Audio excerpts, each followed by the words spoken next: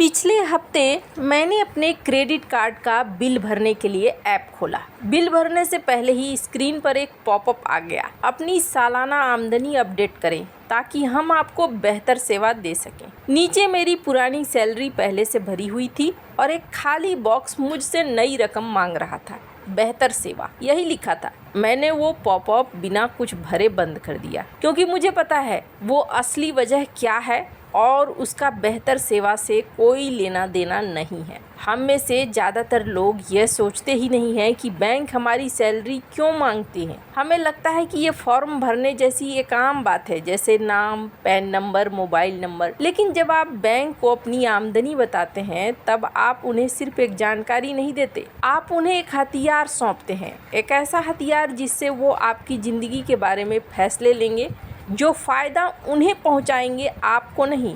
यहाँ एक बात है जो शायद आपको चौंका दे। ज़्यादातर मामलों में बैंकों के लिए आपकी सैलरी जानना कानूनन ज़रूरी नहीं होता है। आरबीआई का कोई ऐसा नियम नहीं है जो कहता हो कि क्रेडिट कार्ड कंपनी को अपनी सैलरी स्लिप दिखानी होगी। वो पूछते हैं क्योंकि वो जानना चाहते हैं, और वो जानना चाहते हैं क्योंकि वह जानकारी उन्हें आपसे ज़्यादा पैसा कमाने में मदद करती है। जब कोई चीज़ कानूनन ज़रूरी होती है आपको वो देनी ही पड़ती है। जब कोई चीज़ सिर्फ मांगी जाती है तब चुनने का अधिकार आपके पास होता है। बैंक जानबूझकर उस फर्क को धुंधला रखते हैं क्योंकि एक जागरूक ग्राहक बैंक के मुनाफे के लिए खतरा होता है। सबसे पहला और सबसे आसान इस्तेमाल है क्रेडिट लिमिट तय करना। आपने जितनी सैलरी बताई, बैंक उसी हिसाब से आपकी लिमिट तय करता है। ज़्यादा सैलरी ज़्यादा लिमिट, सुनने में सही लगता है ना। जो व्यक्ति 15 लाख सालाना कमाता है वो 5 लाख कमाने वाले से ज़्यादा कर्ज संभाल सकता है। लेकिन यही पेच है, ज़्यादा लिमिट हमेशा आपके फ़ायदे में नहीं होती है। वो आपको ज़्यादा खर्च करने का मौका देती है, वो कर्ज जमा होने की संभावना बढ़ाती है। बैंक जानते हैं कि ज़्यादा लिमिट वाले ग्राहक अक्सर ज़्यादा बकाया रखते हैं। 1 लाख की लिमिट सिर्फ ये नहीं कहती है कि आप ज़्यादा खर्च कर सकते हैं, वो ये कहती है कि आप शायद ज़्यादा खर्च करेंगे ही। बैंक आपको इनाम के तौर पर लिमिट नहीं बढ़ाता है, वो आपको ज़्यादा रस्सी देता है क्योंकि ज़्यादा रस्सी वाले ग्राहक अक्सर ब्याज के फंदे में खुद फंस जाते हैं। अब बात करते हैं ब्याज दर की, जहां ये खेल सबसे ज़्यादा चालाकी से खेला जाता है। आप सोचेंगे ज़्यादा सैलरी वालों को कम ब्याज मिलता होगा क्योंकि वो कम जोखिम वाले ग्राहक है। सच्चाई इससे कहीं ज़्यादा उलझी हुई है। बैंक सिर्फ आपका जोखिम नहीं आंकते, वो ये भी आंकते हैं कि आप कितनी आसानी से मोल भाव करेंगे। जो व्यक्ति सालाना 25 लाख कमाता है वो शायद ब्याज दर की तुलना करने में समय बर्बाद नहीं करेगा। उसे 1-2% के फर्क से फर्क नहीं पड़ता है। एल्गोरिथम ये बात जानता है और उसी हिसाब से खुद को ढाल लेता है। कई बार ज़्यादा कमाने वाले ग्राहकों को जानबूझकर थोड़ी बुरी शर्तें दी जाती है क्योंकि बैंक को पता है वो ना तो शिकायत करेंगे ना दूसरा बैंक ढूंढेंगे। आपकी ज़्यादा सैलरी खुद एक इशारा बन जाती है, इसे थोड़ा ज़्यादा चार्ज करो, ये नोटिस भी नहीं करेगा। बैंकिंग जगत में इसे कहा जाता है एबिलिटी टू पे प्राइसिंग, यानी जितना आप झेल सकते हैं उतना ही आपसे वसूला जाता है। जोखिम की वजह से नहीं, क्योंकि बैंक ऐसा कर सकता है इसलिए। मार्केटिंग की बौछार होती है। तीसरा और सबसे लगातार चलने वाला खेल है मार्केटिंग और अपसेलिंग। जैसे ही आपकी सैलरी की जानकारी बैंक के सिस्टम में जाती है आपको एक श्रेणी में बांट दिया जाता है। ज़्यादा कमाने वालों को महंगे सालाना फीस वाले premium card, personal loan, insurance policy और इन्वेस्टमेंट प्रोडक्ट्स की बाढ़ आ जाती है। हर बार जब आप ऐप खोलते हैं तो एक ऑफर कोर्स बन जाता है। हर ऑफर आपकी सैलरी के हिसाब से नाप तोल कर बनाया गया, और जो कम कमाते हैं उन्हें अलग तरह का जाल मिलता है। छुपे हुए चार्ज वाले बैलेंस ट्रांसफर ऑफर, ऊंची ब्याज दर वाले पर्सनल लोन और ऐसी क्रेडिट लिमिट बढ़ोतरी जो सीधे ओवर स्पेंडिंग की तरफ धकेलती है। निशाना जितना सटीक होता है डेटा उतना ही सटीक होता है। एक बात जिसे शायद ही कोई सोचता है, आपकी सैलरी की जानकारी कभी मिटती नहीं। एक बार जब आप बैंक को अपनी आमदनी बता देते हैं वो सिर्फ आपके अप्रूवल तक सीमित नहीं रहती, वो सालों तक आपकी फाइल में बैठी रहती है। वह ऐसे फैसलों में इस्तेमाल होती है जिनके बारे में आपको कभी पता नहीं चलेगा। 5 साल पहले आपने जो सैलरी बताई थी वो आज भी ये तय कर सकती है कि आपकी ब्याज दर बढ़ेगी या घटेगी, आपकी लिमिट बरकरार रहेगी या नहीं, और मुश्किल दौर में आपका अकाउंट बंद होगा या नहीं। बैंकों की याददाश्त बहुत लंबी होती है, आपके डेटा की उम्र उससे भी। सवाल ये है कि कब सैलरी बताना जरूरी है और कब सिर्फ एक चुनाव है।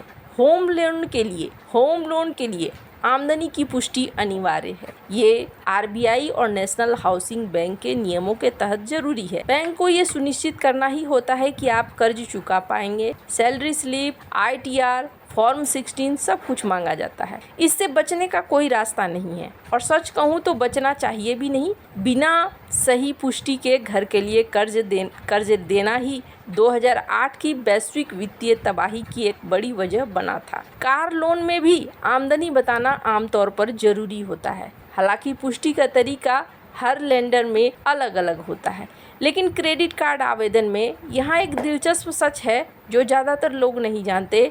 क्रेडिट कार्ड कंपनियां आमतौर पर आपकी बताई गई सैलरी की पुष्टि नहीं करती हैं। वो आपकी आईटीआर नहीं देख सकती बिना आपकी अनुमति के। वो आपकी सैलरी स्लिप नहीं मांगती। वो पूरी तरह आप पर भरोसा करती है। सोचिए, बैंक इतनी शिद्दत से ये जानकारी मांगते हैं लेकिन उनकी पुष्टि करने की जहमत नहीं उठाते। इससे आपको क्या समझ आना चाहिए, इसका इस्तेमाल कहाँ हो रहा है। और वो पॉपअप जो बार बार आपसे सैलरी अपडेट करने को कहता है वो पूरी तरीके से ऑप्शनल होता है। आप पर कोई बाध्यता नहीं है। बैंक चाहता है, जरूरत नहीं है उसे। यहाँ एक बात बिल्कुल साफ कर देना जरूरी है, मैं आपसे झूठ बोलने को नहीं कह रही हूँ। क्रेडिट आवेदन में गलत जानकारी देना धोखाधड़ी है, ये गैर कानूनी है, ये वाकई गलत है। ऐसा कभी मत कीजिए। मैं सिर्फ ये कह रही हूँ कि सोच समझकर तय कीजिए कि कब जानकारी देनी है कब नहीं। झूठ बोलने और जानकारी ना देने में जमीन आसमान का फर्क है। जब बैंक बीच रिश्ते में आपसे सैलरी अपडेट करने को कहे, आप बस पॉपअप बंद कर सकते हैं। ये धोखा नहीं है, ये आपकी निजता है। जरा इस रिश्ते की असमानता के बारे में सोचिए। बैंक के पास आपके बारे में बेशुमार जानकारी होती है, आपके खर्च करने का तरीका, आपकी पेमेंट हिस्ट्री, आपका कर्ज, आपकी आदतें। वो एडवांस एल्गोरिदम से इस डेटा का विश्लेषण करते हैं ताकि रिश्ते से ज़्यादा मुनाफा निकाला जा सके। आप उनके अंदरूनी फैसलों के बारे में कुछ नहीं जानते। ना एल्गोरिदम दिखता है, ना ये पता चलता है कि आपको किस श्रेणी में रखा गया है। जब आप ज़रूरत से ज़्यादा जानकारी देने से इनकार करते हैं तो ये असमानता थोड़ी कम होती है। बैंक फिर भी आपका व्यवहार देख सकता है, लेकिन आपके पास वो एक खास नंबर नहीं होता जो वो सबसे ज़्यादा चाहते हैं। मैं आपको एक सच्ची कहानी बताती हूँ। मेरी एक जानने वाली है प्रिया। वो फ्रीलांस ग्राफिक डिज़ाइनर है और उनकी आमदनी हर महीने बदलती रहती है, कभी 45,000, कभी 90,000 प्रोजेक्ट के हिसाब से। जब उन्होंने क्रेडिट कार्ड के लिए अप्लाई किया तो उन्होंने सोच समझकर अपनी सबसे कम कमाई वाले महीने को आधार बनाकर सैलरी बताई। 2 साल बाद बैंक से एक क्रेडिट लिमिट बढ़ोतरी का ऑफर आया। बैंक ने कहा कि बढ़ोतरी के लिए सैलरी अपडेट करनी होगी। प्रिया ने अपनी मौजूदा कहीं ज़्यादा आमदनी भर दी। अगले 3 महीनों में उनके फ़ोन पर पर्सनल लोन के लगातार कॉल आने लगे। उनके क्रेडिट कार्ड के ऑफर पूरी तरह महंगे प्रीमियम कार्ड्स में बदल गए। उनका मेल बॉक्स बैलेंस ट्रांसफ़र के ऐसे ऑफर भर गए जो सीधे कर्ज बढ़ाने के लिए डिज़ाइन किए गए थे। उन्हें दोबारा क्लासिफाइड किया गया था। बैंक के साथ उनका शांत रिश्ता अचानक एक आक्रामक सेल्स कैंपेन बन गया। उसके बाद प्रिया ने कभी दोबारा अपनी सैलरी अपडेट नहीं की। जब भी पॉपअप आता तो वो उसे तुरंत बंद कर देती। लगभग 6 महीनों में उनका बैंकिंग अनुभव फिर से सामान्य हो गया, क्योंकि एल्गोरिथम को अब ताज़ा डेटा नहीं मिल रहा था। उनकी प्रोफाइल धीरे धीरे डिफ़ॉल्ट स्थिति की तरफ लौट आई। इस कहानी से एक अहम बात समझ में आती है, बैंकों की रणनीति ताज़ा जानकारी पर टिकी होती है। पुराना डेटा उतना कीमती नहीं होता क्योंकि वो कम भरोसेमंद होता है। 3 साल पुरानी सैलरी उतना असर नहीं डालती जितना अभी अभी अपडेट किया गया नंबर। बैंक ये जानते हैं, इसलिए वो इतनी लगातार अपडेट मांगते हैं। हर बार जब आप ताज़ा जानकारी देते हैं, आप घड़ी को रीसेट करते हैं। आप एक नए सिरे से क्लासिफाइड करके निशाना बन जाते हैं।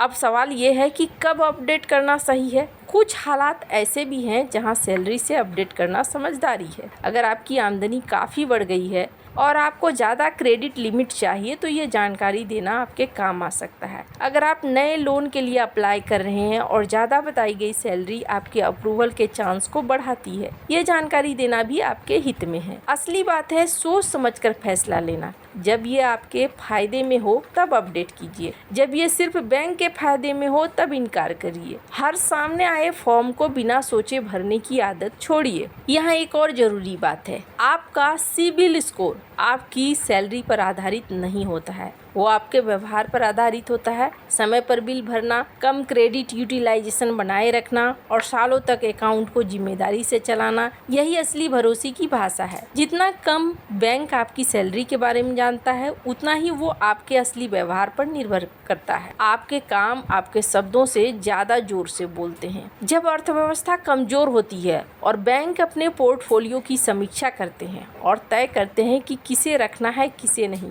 क्रेडिट लिमिट घटाई जाती है, अकाउंट बंद किए जाते हैं, ब्याज दरें बढ़ाई जाती है, ये फैसले एल्गोरिथम से होते हैं और सैलरी डेटा हर फैसले में भूमिका निभाता है। जिसने ज़्यादा सैलरी बताई थी हो सकता है उसकी लिमिट बनी रहे क्योंकि एल्गोरिथम को लगता है कि वो चुकाने में सक्षम है, या फिर वही ज़्यादा सैलरी उसे आक्रामक ब्याज बढ़ोतरी का निशाना बना दे। जिसने कम सैलरी बताई थी हो सकता है उसकी लिमिट पहले ही घटा दी जाए। बैंक खतरे को कम करने की कोशिश में एल्गोरिथम को कम डेटा देना ही इससे बचने का एकमात्र तरीका है। एक प्रैक्टिकल सलाह, नए क्रेडिट कार्ड आवेदन में सैलरी बताना जरूरी है क्योंकि ये अप्रूवल के लिए चाहिए होता है, लेकिन सोच समझकर बताइए। अगर आपकी आमदनी बदलती रहती है तो सबसे अच्छे महीने को आधार मत बनाइए। मौजूदा अकाउंट पर आने वाली सैलरी अपडेट के पॉपअप को बिना जवाब दिए बंद कर दीजिए जब तक आपको सच में कुछ ऐसा नहीं चाहिए जिसके लिए पुष्टि जरूरी हो। इन्हें नज़रअंदाज करने की कोई सजा नहीं है। क्रेडिट लिमिट बढ़ोतरी की ऑफर आने पर पहले तय कीजिए कि आपको सच में बढ़ोतरी चाहिए भी या नहीं। अगर लोन के लिए आमदनी की पुष्टि जरूरी है तो सिर्फ उतना ही दीजिए जितना कानूनन मांगा गया है, उससे ज़्यादा नहीं। और जब बैंक से कॉल आए जानकारी अपडेट करने के लिए, याद रखिए फ़ोन कॉल जल्दबाजी और दबाव बनाने के लिए ही डिज़ाइन किए जाते हैं। आप आराम से मना कर सकते हैं, कॉल ख़त्म हो जाएगी, आपका अकाउंट वैसे ही चलता रहेगा। ये सिद्धांत सिर्फ बैंकिंग तक सीमित नहीं है। हर वो संस्था जो आपका डेटा मांगती है वो अपने फ़ायदे के लिए इकट्ठा करती है, आपके लिए नहीं। वो इसे आपकी सेवा बेहतर करने के नाम पर पेश करती है, लेकिन असली मकसद होता है आपके रिश्ते से ज़्यादा सटीक तरीके से मुनाफा निकालना। जो ज़रूरी है वो दीजिए, जो वैकल्पिक है उसे मना कीजिए। ये समझिए कि आप जो भी जानकारी साझा करेंगे उसका इस्तेमाल, विश्लेषण, मुद्रीकरण ऐसे तरीकों से होगा जो आप देख भी नहीं पाएंगे और शायद पसंद भी नहीं करेंगे। बैंक बुरी संस्थाएं नहीं हैं, वो असल में कीमती सेवाएं देते हैं। क्रेडिट कार्ड, लोन, बचत खाते, ये सब आर्थिक भागीदारी को मुमकिन बनाते हैं जिसका फ़ायदा सबको होता है। लेकिन बैंक मुनाफा कमाने वाली संस्थाएं भी हैं जो ग्राहक के डेटा को एक संसाधन की तरह इस्तेमाल करती हैं। इस सच्चाई को समझना निराशावादी होना नहीं है, ये सिर्फ साफ नज़रिया रखना है। अगली बार जब वो सैलरी अपडेट का पॉपअप आए आप ठीक जान जाएंगे क्या हो रहा है। बैंक को एक ऐसे एल्गोरिथम के लिए ताज़ा ईंधन चाहिए जो उसका मुनाफा बढ़ाए, आपका अनुभव नहीं। पॉपअप बंद कीजिए, अपनी जानकारी अपने पास रखिए, अपनी पेमेंट हिस्ट्री और जिम्मेदार व्यवहार को बोलने दीजिए। यही वो डेटा है जो असल में मायने रखता है और सैलरी की उलट वो सिर्फ पूछने भर से किसी को नहीं मिल सकता है। आज के लिए बस इतना ही, जल्द मिलते हैं अगली वीडियो में।